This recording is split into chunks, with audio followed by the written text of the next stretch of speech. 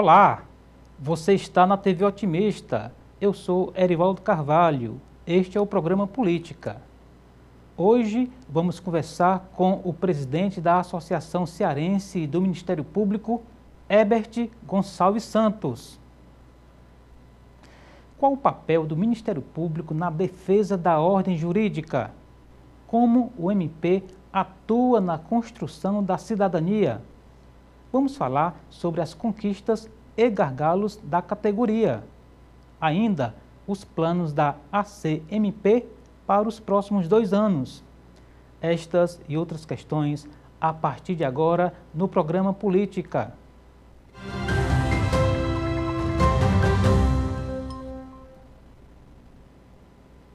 Herbert Gonçalves Santos é graduado em Direito.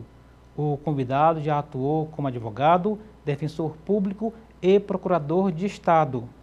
Desde 2014, Herbert Santos é promotor de justiça. Recentemente, o convidado foi reeleito presidente da Associação Cearense do Ministério Público. E é com o presidente da ACMP, Herbert Santos, que converso no programa de hoje. Doutor Herbert, muito obrigado pelo convite aceito. Seja bem-vindo aos estúdios da TV Otimista. Muito obrigado, Erivaldo, e é uma satisfação estar aqui na TV Otimista. Sempre poder falar do Ministério Público e da sociedade, dos nossos direitos em geral, é sempre bom, é uma honra estar aqui com você. E também parabenizá-lo pela recente recondução por cerca de 70%, salvo engano, dos membros, votantes da associação. Isso significa que os resultados entregues, de alguma forma, estiveram ali dentro da expectativa da categoria, né? Com certeza. É um trabalho que vem sendo realizado desde o ex-presidente Aureliano, em 2019. Eu era o vice-presidente da gestão do Aureliano e fui eleito em 2021 com 63% dos votos, a maior votação nominal da história, na época com 301 votos. E agora nós conseguimos a reeleição com 70% dos votantes e 287 votos. As 2 maiores votações nominais da história foram realizadas nas últimas 2 eleições. Entendi. Isso gera uma responsabilidade ainda maior. Quando a classe ela deposita uma legitimidade numa gestão, a responsabilidade aumenta, os compromissos com certeza serão mais desafiadores e estamos aqui para tentar realizar um próximo biênio muito próspero, tanto para o Ministério Público como para a sociedade cearense. Entendi. A gente vai ter a oportunidade, doutor, de falar sobre as funções do Ministério Público, as bandeiras, etc. Mas antes eu gostaria que a gente pegasse esse mote aqui da reeleição do senhor e dividisse aqui em 2 momentos, né? O que aconteceu nesses últimos 2 anos com o senhor à frente da associação e o que a gente tem aí no horizonte para o próximo biênio. Vamos começar pelos resultados entregues, pelo que foi, digamos assim, colocado para a categoria nos últimos 2 anos. Nos 2 primeiros anos de gestão, nós tivemos ali um momento desafiador, um momento muito sensível, que era a pandemia, Isso. A pandemia do coronavírus. Então, nós pegamos o auge da pandemia e nós pegamos também o final dela, e a reabertura. Então, isso acabou que nós tivemos, não vou dizer que prejudicou a nossa gestão, mas nós tivemos que mudar um pouco o rumo da gestão, ajustar as velas e nós tivemos que ir para um outro viés. Entendi. Que não era o presencial, era o virtual, e o apoio ao Ministério Público no que diz respeito ao trabalho virtual naquela época. O Ministério Público não parou de trabalhar um só momento, nós tivemos excelentes resultados na área de saúde, o Ministério Público se destacou. Então, conseguimos... Tinha assento no comitê, né? Tinha assento no comitê. Na pandemia, conseguimos realizar um belíssimo trabalho em parceria com o governo. E aí eu gostaria, como sempre eu faço, de elogiar os colegas, os nossos associados, que atuaram de maneira muito aguerrida nesse momento desafiador da humanidade. E nós tivemos e conseguimos algo muito importante na gestão, que foi a realização do maior congresso nacional da história do Ministério Público. Só para vocês terem ideia, o Ministério Público realizou 24 congressos nacionais. E Fortaleza realizou o maior da história. Das 24 edições, foi a única que conseguiu mais de 2.000 inscritos. Nós conseguimos mais de 2.100 inscritos. E Fortaleza, ela ficou num patamar de destaque para todo o Brasil, e uma ocasião em que ministros do STF, do STJ, inclusive até o representante da Interpol no Brasil, estava aqui em Fortaleza, deputados federais, senadores, o governador do estado estava lá presente, na época o Camilo. Então, foi um momento muito rico, não para o Ministério Público, só para o Ministério Público, mas para a sociedade cearense, que pôde presenciar inúmeros debates em altíssimo nível. E nossa gestão colocou como prioridade, além dessa interlocução com a sociedade, a aproximação do Ministério Público à sociedade, colocamos também como prioridade a valorização do promotor de justiça, da pessoa do promotor. E quando eu falo de valorização do promotor, eu estou valorizando a própria sociedade, porque sempre estamos na luta por melhores condições de trabalho, por melhores condições de saúde mental mesmo dos promotores. Quando o promotor ele está bem, ele está numa situação com a saúde mental preservada, a sociedade está tendo um serviço de excelência por aquele profissional. Então, é nesse viés que a associação atua. E aí, virando aqui um pouco a página, olhando para frente, o que é que a gente tem aí de bandeira e de projetos na gestão, que na verdade não iniciou, porque a posse ainda vai acontecer, mas o que é que a gente temos aí, doutor, na prancheta para o próximo biênio? A posse vai ser realizada no dia 30 de março, no prédio Best Design, e a segunda gestão é sempre mais desafiadora do que a primeira, principalmente uma reeleição. Quando você vem de uma reeleição, você não busca superar uma gestão anterior, você busca se superar. Porque nós trocamos algumas peças, nós trocamos alguns nomes, mas a maioria da diretoria ela se manteve. Então, a nossa bandeira é exatamente lutarmos por um Ministério Público forte, um Ministério Público independente, que coloque em primeiro lugar exatamente o trabalho em prol da sociedade cearense. Sempre buscando atingir o cidadão, sempre buscando se aproximar do cidadão cearense. Então, esse próximo biênio a gente quer fazer um trabalho mais social, mas buscando essa aproximação com a sociedade, buscando a interlocução. Nós queremos fazer encontros regionais, nós queremos realizar o Congresso Estadual do Ministério Público. Ano passado foi realizado o Congresso Nacional, dessa vez nós queremos o estadual, e aí nós vamos pensar se em Juazeiro do Norte, se em Sobral, ou se aqui mesmo em Fortaleza. O último foi realizado em Juazeiro do Norte, e foi realizado lá no Centro de Convenções do Cariri. Belíssimo espaço, a região do Cariri está de parabéns, a estrutura fantástica. Não é porque eu sou de lá que estou elogiando, é porque realmente a cidade está fantástica, a cidade de Juazeiro com uma estrutura muito boa. E nós vamos pensar qual a região que será melhor para receber. E aí nós queremos fazer da mesma forma, convidar autoridades do Brasil inteiro para debater com a gente, seja no Juazeiro, seja em Sobral, ou seja aqui em Fortaleza, debatermos com a sociedade. Até porque a interiorização é uma tendência das instituições que historicamente nascem e algumas se mantêm apenas nos grandes centros, né? Exatamente. O Ministério Público ele vem buscando essa interiorização. E não só a interiorização, a manutenção da interiorização. Aquele colega que está lá no Iguatu, que está em Tauá, por exemplo, Tauá, Iguatu, Quixadá foram elevadas para a instância final. Antigamente era intermediário. Explicando melhor para quem nos assiste. O colega que estava em Quixadá, em Iguatu ou Tauá, ele poderia se promover, buscar promoção para Fortaleza. Hoje não. Hoje o colega que está em Iguatu, no Crato, em Sobral, em Tauá, ele já pode virar procurador de justiça. Ele não precisa passar por Fortaleza para ser procurador de justiça. O que é o procurador de justiça? O procurador de justiça é o promotor de segundo grau. É como se fosse o juiz e o desembargador, e o promotor e o procurador de justiça. Fazendo uma regra de 3 aí para as pessoas compreenderem bem. E já que a gente está tocando nesse ponto das funções, das atribuições, para o não iniciado, para quem não é da área jurídica ou não acompanha, O que é um promotor de justiça? Qual a função de um procurador na prática, presidente?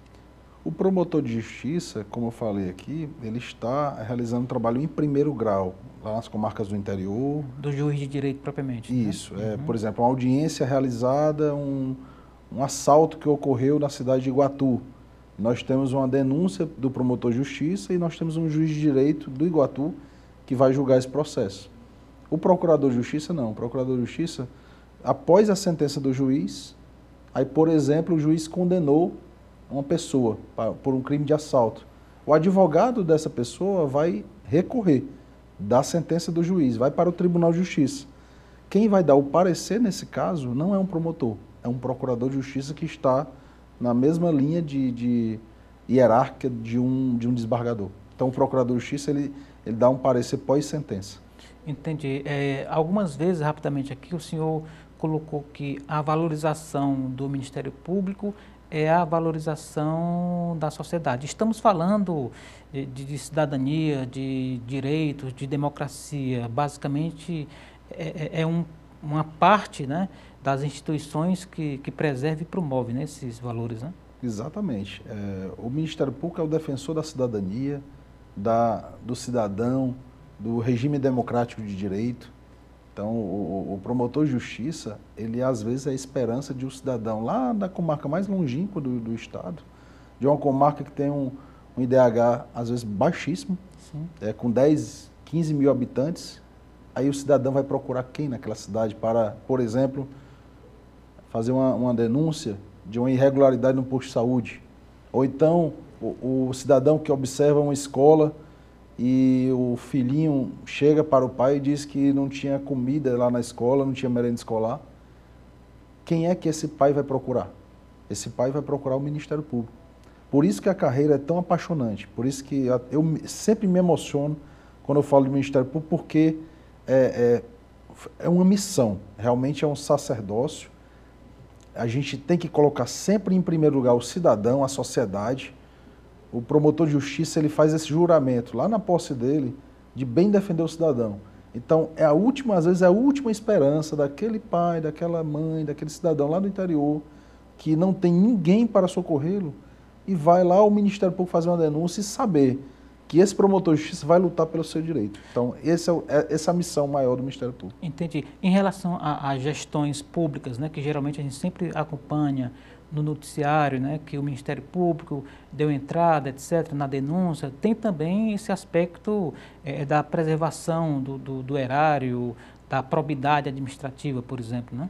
Com certeza. Nós temos aí denúncias, operações em vários municípios do interior do estado do Ceará.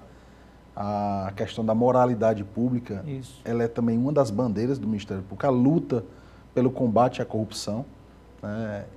Esse combate à corrupção tem que ser perene, essa luta perene, uma luta constante. E muitas denúncias que são apresentadas ao Ministério Público se tornam em processos e às vezes geram operações no interior. E às vezes a gente vê nos noticiários operações do Ministério Público na cidade e tal, por denúncia de desvio público. Isso é algo comum, infelizmente, no Brasil. Acontece bastante e o Ministério Público sempre está como protagonista nesse combate à corrupção. Certo. A gente falou aqui de interiorização do Ministério Público e eu gostaria de saber como está a distribuição em relação aos municípios. Se a gente olhar aqui o mapa do estado do Ceará, o estado está contemplado de uma forma horizontal e adequada ou há concentração em municípios polos, na região metropolitana de Fortaleza, por exemplo? Há uma certa concentração na região metropolitana, porque nós temos cidades grandes, não por culpa do Ministério Público do e nem sistema. interesse de vir para cá, né? Não, porque, por exemplo, Maracanaú é uma cidade de grande porte e está localizada próximo de Fortaleza. Caucaia é outro município de grande porte e está localizado ao lado de Fortaleza. Então, só em Caucaia e Maracanaú nós temos 13 colegas, mais de 13 colegas em cada dessas cidades. Nós temos, por exemplo, concentração também na região norte, que é Sobral, região litoral norte. Sobral nós temos uma grande concentração de colegas, não só em Sobral, mas nas regiões próximas a Sobral, e também nós temos uma concentração grande no Cariri. No Cariri temos grandes cidades, como Barbalha, Crato e Juazeiro. Então, só aí nós temos também uma grande concentração. Agora, aqui vai uma reflexão que eu sempre trago, eu gostei de trazer uma reflexão para a sociedade. Alguns municípios deixaram de ter promotores. Por exemplo, Oroz. Oroz é uma cidade com mais de 20 mil habitantes, salvo engano, com 21 mil habitantes. Eu fui promotor de Oroz por 1 ano e fiquei muito triste saber que a comarca de Oroz foi extinta. Né? Foi agregada a uma outra. Foi agregada a outro grande centro. Então, às vezes acontece isso. Às vezes uma cidade de 20 mil, 15 mil habitantes, ela é agregada a outro município. E vem acontecendo isso. Isso aqui é uma reflexão que eu faço para que o Ministério Público, e eu não falo só do Ministério Público, eu falo também da magistratura, que os juízes e os promotores não se afastem dos municípios.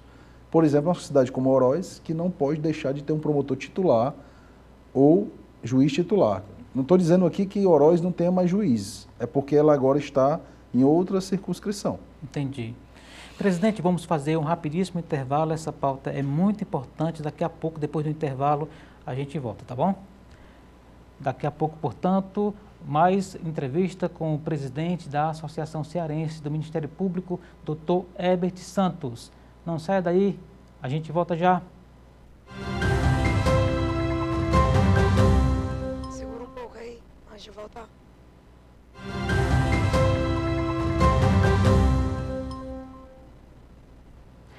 Estamos de volta para o segundo bloco do programa Política de hoje. Você está na TV Otimista, aqui é Erivaldo Carvalho no programa Política.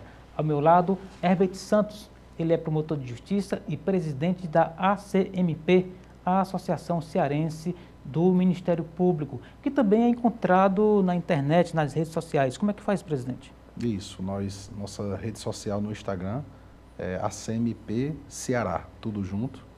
E podem nos seguir nas redes sociais, principalmente o pessoal da área jurídica. Nós sempre estamos noticiando situações de interesse do Ministério Público. @ACMP Ceará. Ceará. Muito bem. Como é que está a interação com os operadores do direito, como se diz, né? A internet é um canal que não só é propício ao debate, como também até mesmo para denúncias que chegam, né? Via internet, via rede social, né? Isso. A interação é muito boa nas redes sociais. Nós temos uma comunidade jurídica no Ceará muito grande. Advogados, operadores do direito. Grandes escritórios, né? Grandes escritórios de advocacia. Então, a CMP ela dialoga com todos, né? Seja a advocacia, seja a magistratura, os operadores de direito em geral, e aqueles chamados que a gente diz concurseiro, né? O concurseiro virou uma profissão, que são aquelas pessoas que estudam para concursos públicos. Você bem passou por isso, em vários, né? Passei por isso há um tempo atrás, um passado recente. Estive como concurseiro, aí acabei logrando êxito na Procuradoria do Estado do Amapá, passei 3 anos no Amapá e mais 2 anos na Defensoria Pública do Ceará.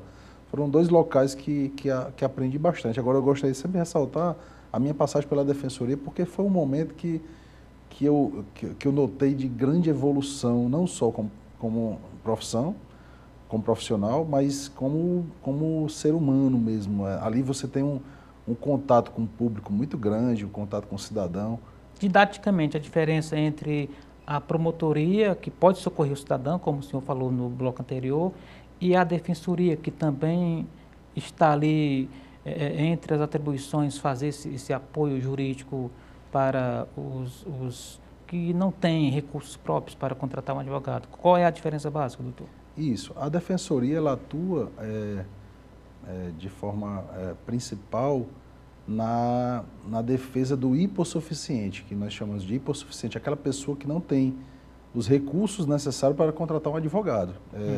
Você tem uma demanda que quer entrar na justiça, você não tem condições de contratar um advogado, você procura a Defensoria Pública. Eu gostaria aí, se tiverem defensores nos assistindo, com certeza vão concordar que O hipossuficiente não significa só aquela pessoa que é de uma classe mais baixa, não. Às vezes uma pessoa de classe média, ela não tem condições de contratar um advogado. Por exemplo, uma pessoa que ganha, vou dar um exemplo aqui, 5 salários mínimos, e de repente uma causa é muito complexa e uma causa custa 10 mil reais, eu vou dar um exemplo.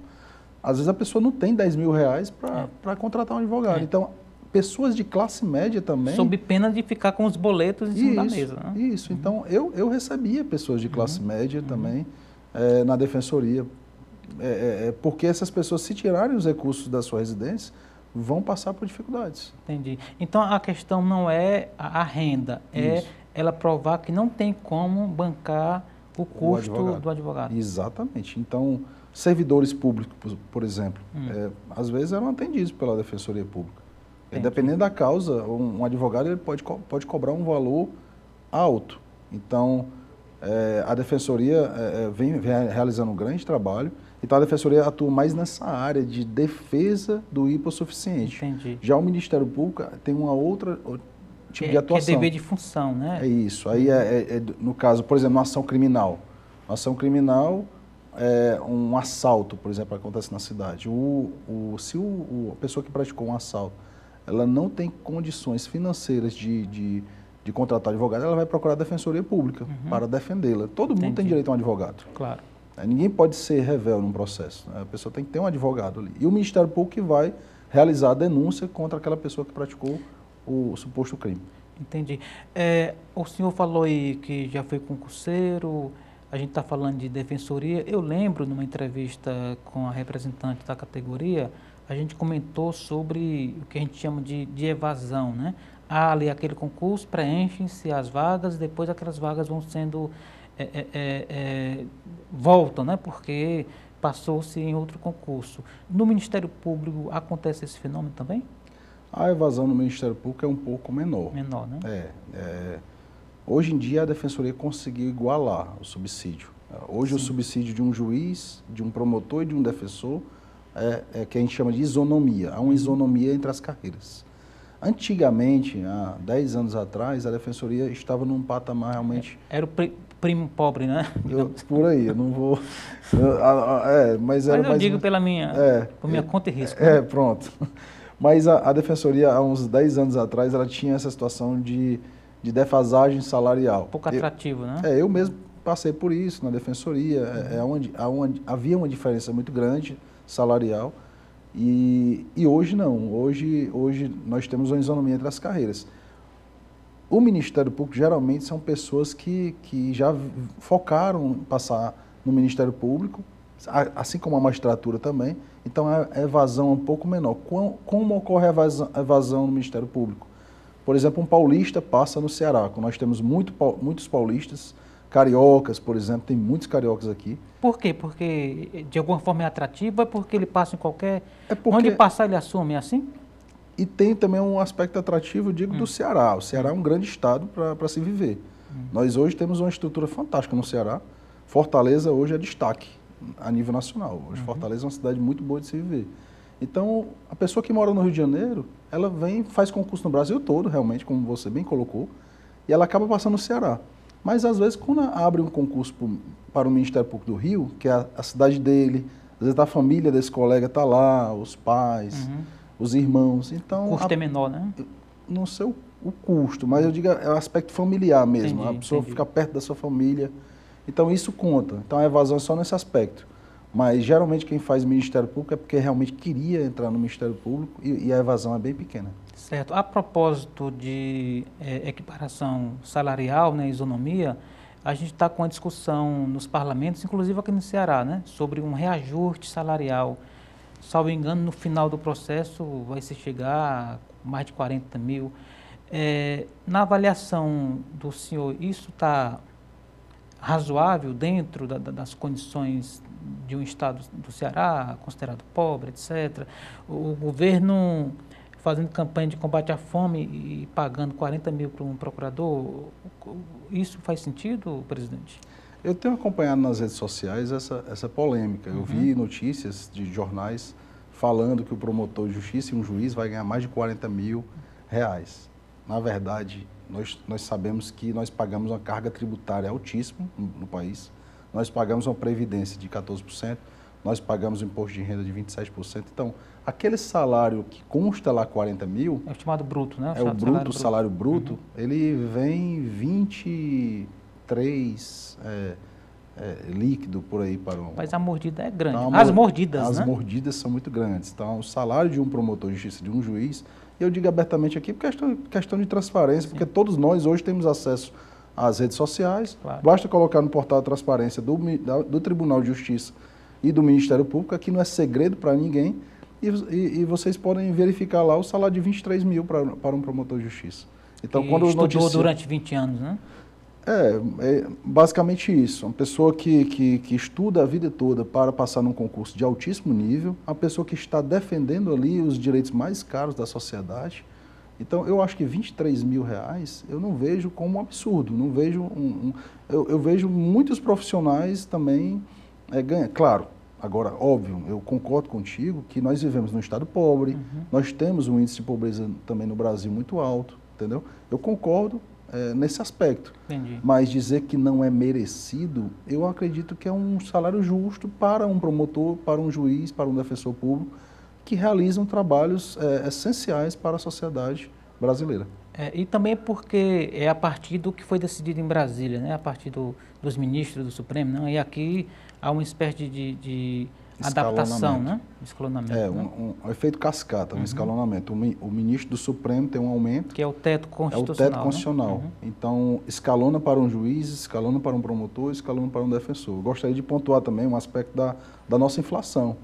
Nós temos aí nos últimos anos uma inflação de mais de 40% no IPCA, né? Que é o índice ao consumidor amplo, né?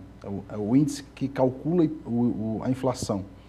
Então, esse reajuste de 6% agora, foi um reajuste de 6%, que vai ser implementado em maio, e no ano que vem mais 6%, são em 4 vezes, esse reajuste não cobre nem a inflação do período. Então, que seria a reposição do que a inflação já tirou. Né? Então, o que eu digo, o que passou agora não é um aumento salarial. O promotor e o juiz não tiveram um aumento salarial. Eles tiveram uma reposição, inclusive muito abaixo do que foi a inflação. Entendi. Presidente, uma dúvida. Quando o senhor fala que o defensor, o promotor e o juiz estão em pé de igualdade em termos salariais, isso é no Brasil todo ou varia de estado para estado? É no Brasil todo? É no Brasil inteiro. Hoje a tendência é no Brasil inteiro, inclusive na União. Hoje o defensor federal também tem uma isonomia com o procurador da República e o juiz federal. Então, a maioria dos estados estão com essa política de isonomia entre as 3 carreiras. Entendi. A gente iniciou o bloco, presidente, falando sobre a internet, o senhor colocou aí sua rede social, e aí a gente tem um novo fenômeno no trabalho propriamente, que é formato remoto ou híbrido, né? Isso, de alguma forma, impactou a produtividade do Ministério Público do ponto de vista de entrega, de produção propriamente dita, para mais, para menos? Como é que o senhor, inclusive porque o senhor assumiu, né, ali no meio da pandemia, 2, 3 anos depois, como é que está essa situação? A pandemia, ela foi um momento, né, que desafiou toda a humanidade. E o Ministério Público teve que se adequar, teve que se readaptar, se reinventar como instituição. Aí a sua pergunta, se o formato híbrido ela prejudicou? Não, pelo contrário. O formato híbrido, nós tivemos um acréscimo na produtividade. Por exemplo, por que esse acréscimo? Uma audiência que nós vamos realizar numa cidade vizinha, às vezes com 1h30 de distância, o promotor de justiça ele sai da sua cidade lá, ele pega seu carro, roda 100, 150 quilômetros para fazer uma audiência, e aí tem um retorno desse promotor para a base dele, por exemplo, Iguatu. Eu era auxiliar de Iguatu, e aí eu respondia por Lavras da Mangabeira. Lavras da Mangabeira fica 1h10 de Iguatu. Então eu saía de Iguatu, ia para Lavras da Mangabeira, fazia audiência e retornava para Lavras da Mangabeira. Eu perdi quanto tempo? Eu perdi 2h30 de trânsito, só de trânsito, deslocamento. E no formato virtual? No formato virtual, lá mesmo na promotoria, eu abria a audiência e já fazia a audiência, ou seja, 3 audiências que às vezes se transformavam em 6. Por isso que a produtividade aumentou. Mas eu também não estou aqui defendendo que seja totalmente virtual. Eu acho que o Ministério Público precisa sim marcar presença no interior, precisa ouvir, principalmente porque nós temos uma população muito carente. Nós há pouco tempo estávamos falando sobre a pobreza do nosso estado e a pobreza em geral da nossa população brasileira. Então nós temos um trabalhador rural, por exemplo, um agricultor, que às vezes não consegue manusear um celular, às vezes não tem acesso à internet, e é a essa pessoa que nós temos que nos dirigir. Essa pessoa que confia no Ministério Público para, por exemplo, apresentar alguma demanda. Então, nesses casos, nós não temos como atender virtualmente. Por isso que é extremamente necessária a presença de um promotor de justiça naquelas cidades mais pobres. Entendi. Isso quer dizer o seguinte, em outras palavras, que o fato de haver um formato híbrido, por exemplo, não justifica que algumas cidades como Oroz, que foi o exemplo que o senhor citou, deixe de ter Ministério Público. Não justifica, porque, por exemplo, sob pena de nós penalizarmos um trabalhador rural da cidade, por exemplo, lá do distrito da Palestina, ali o distrito ali perto de Oroz, que nós temos uma zona rural grande, em Oroz, e esse cidadão ele não vai ter acesso à justiça, se for somente no virtual. E também outro aspecto, né, presidente? A situação híbrida ou totalmente remota, você acaba fazendo uma rede entre gabinetes, mas a gente sabe que o próprio mundo do trabalho, em qualquer aspecto, já provou que o presencial ele faz uma diferença, né? Ele tem um peso, né? Faz total diferença o presencial, o olho no olho, às vezes nós não podemos perder esse lado humano, que é o trato pessoal. Às vezes até um agradecimento da população, quando a população, em vários momentos ali na minha promotoria, no interior, na promotoria que eu trabalhava, eu estava lá em Catarina, no interior, então em Jaguaribe mesmo, e aí o cidadão vem, doutor, posso lhe dar um abraço de agradecimento? Eu, claro, pode sim. Então até esse contato, esse calor humano é muito bom, é gratificante, vale muito, é algo que não tem preço. Exatamente. E sem falar em alguns períodos específicos, como por exemplo no período eleitoral, né? Em que há um trabalho especial do Ministério Público e aí a presença faz toda a diferença, porque um agente da lei eleitoral chegando em um distrito ou em alguma outra localidade inibe crimes, né? Com certeza. No aspecto eleitoral você tratou de um ponto agora importantíssimo. Inclusive nas próximas eleições nós teremos eleições municipais. E aí são eleições totalmente diferentes. É muito varejo, né? É um varejo muito grande. É aí sim que o promotor precisa marcar a presença, mais ainda do que uma geral, porque são aqueles municípios, às vezes municípios problemáticos, que têm eleições acaloradas, eleições bem complicadas. Nós sabemos quais os municípios que já dão mais trabalho para a gente. Exatamente. Então, a presença do promotor e de um juiz naquela localidade é extremamente importante para demonstrar que o Estado se faz presente. Exatamente. E a gente sabe que o processo eleitoral, longe dos olhos da lei, a gente sabe que o resultado não é republicano, né? Com certeza não. E dá margem àquelas pessoas que querem atuar fora da legalidade para agirem com mais tranquilidade.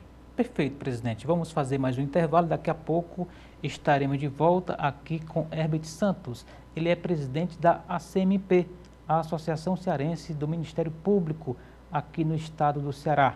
Não saia daí, a gente volta já.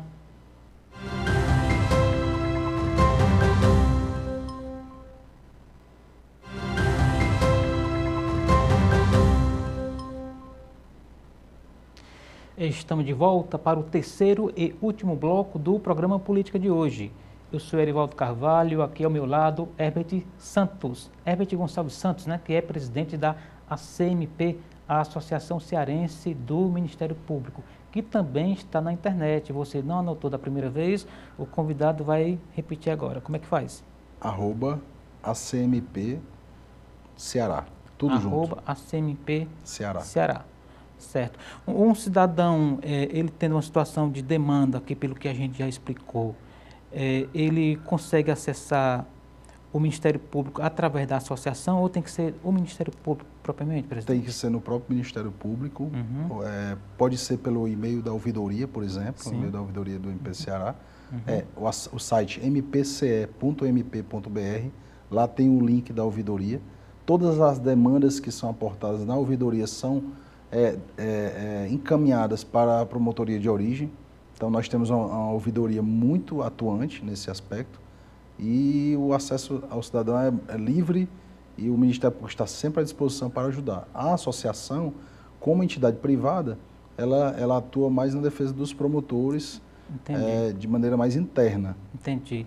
Então, só repita, por gentileza, o endereço onde o cidadão vai encontrar lá o e-mail. mpce.mp.br.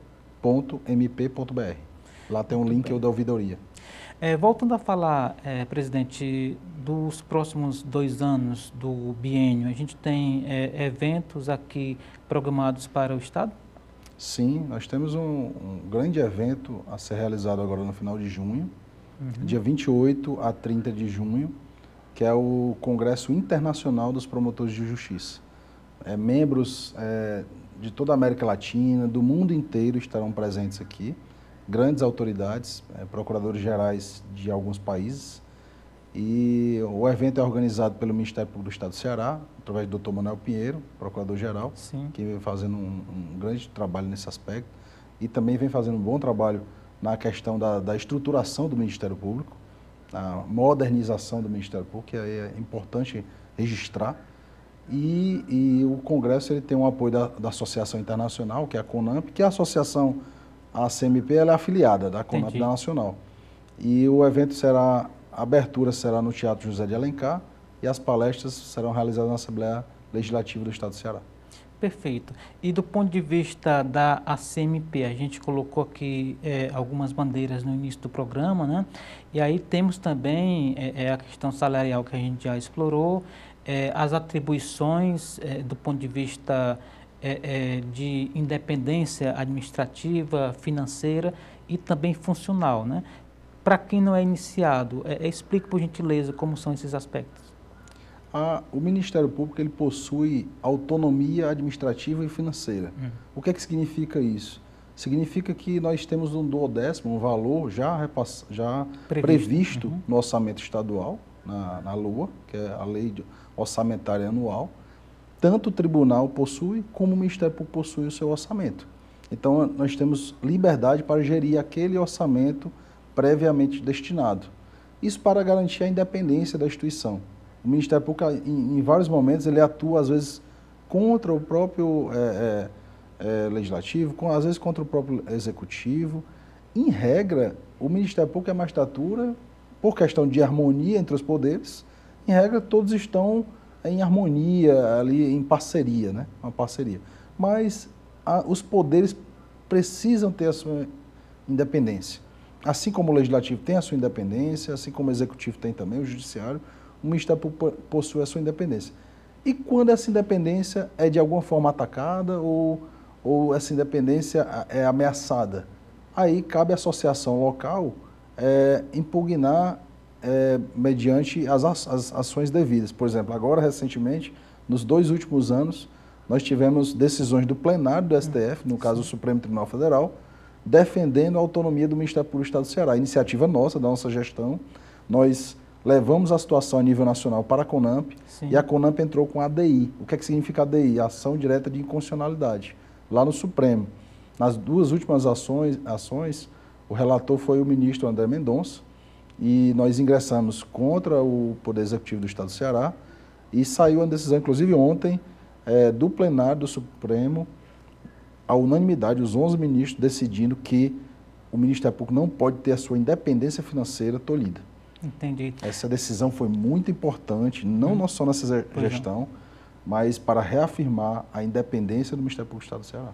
E independência também funcional, não sei se ainda existe, gostaria que o senhor comentasse, mas houve um tempo em que, quando um político não gostava de um promotor, de um juiz, ia lá e removia, né? Aí tem hoje um princípio inamobilidade, salvo engano, se a palavra E na movibilidade. Pronto.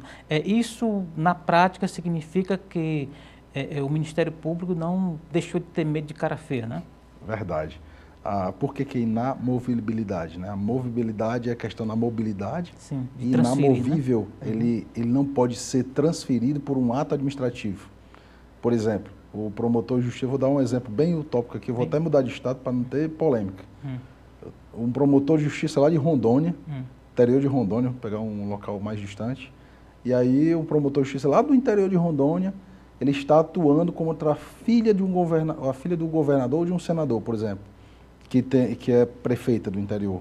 Acontece muito isso. Tem força política, da família do governador, então a família de um senador.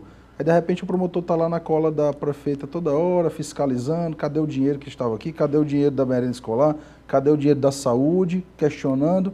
E aí chegou um determinado momento que o governador diz assim, tira esse promotor daí, porque esse promotor está dando muito trabalho para a gente. Antigamente podia acontecer isso. Isso antigamente, assim, marcando no tempo? Antes de 88. De 88. Né? Por que antes de 88? O marco é a nossa Constituição cidadã. Nós vivemos um período ruim para o Ministério Público, que nós não tínhamos uma Constituição tão democrática, que era a Constituição de 67. Em 1967 nós tivemos a Constituição, veio a emenda 1 em 69, que muitos dizem que foi uma nova Constituição, e essas duas Constituições, tanto a de 67 como a 69, tolhia direitos do Ministério Público e colocava o Ministério Público dentro do poder executivo. Quando nós abrimos a Constituição da época, não que eu estava na época, eu sou de 81, mas nós estudamos essas Constituições também. Então, lá do Poder Executivo, aí tinha um tópico lá, o Ministério Público. Uma espécie de puxadinho. Então, ali, o Ministério Público era um puxadinho do Executivo na Constituição de 67 e 69. Isso era péssimo para a sociedade, péssimo para o cidadão. E veio a Constituição de 88. Ulisses Guimarães, aquele movimento da Constituinte, e o Ministério Público ali, naquele momento, foi alçado a uma espécie de poder. Então, abrimos um capítulo próprio para o Ministério Público de direitos e prerrogativas. E deveres também, não é só de direitos e prerrogativas, de deveres para o promotor também. Então, lá, colocamos a independência funcional. E o que é que significa a independência funcional? É que o promotor ele pode agir de acordo com a sua consciência jurídica. Não é que ele pode agir de forma livre, totalmente livre, não. Mas ele pode agir dentro da lei, dentro da Constituição. Se ele estiver fazendo um bom trabalho, por exemplo, estou investigando o prefeito do interior, o promotor lá de Rondônia investigando, não, mas aqui a lei tal me respalda. O artigo tal da Constituição também está me respaldando. Então, o procurador-geral ele não pode em nenhum momento transferir aquele promotor lá do interior de Rondônia, porque senão ele estaria tomando uma atitude ilegal também. Entendi. Então, a partir do momento que um político vai tentar remover esse promotor, o chefe da instituição diz o seguinte, não posso mexer no promotor porque ele vem fazendo um bom trabalho, ele vem realizando um trabalho de acordo com a lei, de acordo com a Constituição. Então, nós não podemos mexer. Sob o risco de estar cometendo um ato ilegal. Um ato ilegal. Então, não pode acontecer. Em termos comparativos, como se faz no direito, de maneira geral, presidente, a gente falou agora há pouco de um congresso internacional do Ministério Público. Como é que está o brasileiro, o nosso Ministério Público, se a gente for arriscar algum tipo de comparação com outros países aqui mais próximos? No direito comparado os países mais desenvolvidos, o Ministério Público tem uma atuação, por incrível que pareça, menor. Quanto mais desenvolvido o país, menor é a atuação do Ministério Público. Qual a explicação básica para? Porque nos países mais desenvolvidos nós temos várias associações, sindicatos, em comunidades, tem associações de bairros, por exemplo, a sociedade mais consciente. É uma sociedade mais engajada. Então, tem estrutura jurídica, tem toda uma estrutura para essas associações ingressarem na justiça.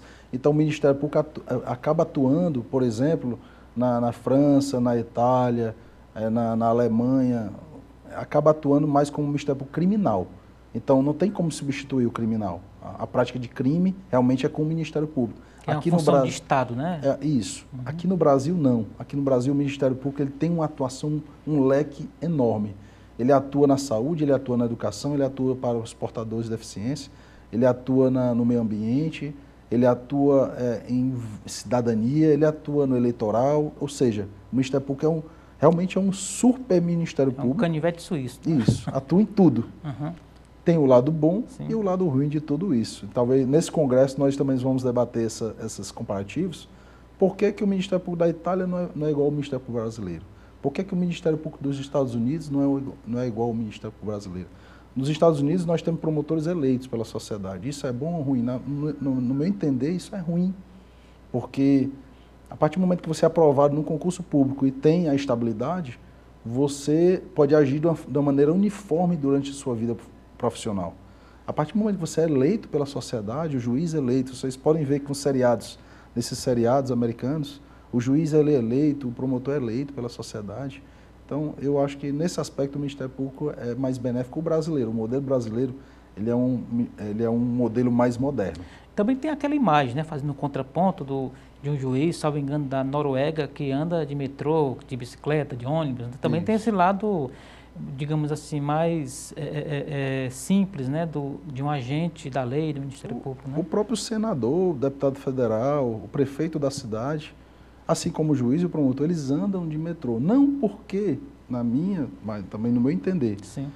não porque a autoridade suíça ou a autoridade norueguesa, dinamarquesa, que ela seja mais simples. Não vejo por esse aspecto. Eu acho realmente a estrutura do país, ela te dá essa condição. Os serviços públicos, eles funcionam bem, a sociedade, ela respeita também. Eu vou dar um exemplo bem sincero aqui para os que estão nos assistindo. Por exemplo, um promotor de justiça lá do Rio de Janeiro que atua contra as facções criminosas em algumas regiões perigosíssimas do Rio. Então ele atua no combate ao tráfico de drogas no Rio de Janeiro. Esse mesmo promotor que atua no tráfico de drogas, ele pega o metrô do Rio de Janeiro sozinho, desarmado, Ele não chega ao fim da viagem, né? Aí o resto eu deixo com vocês.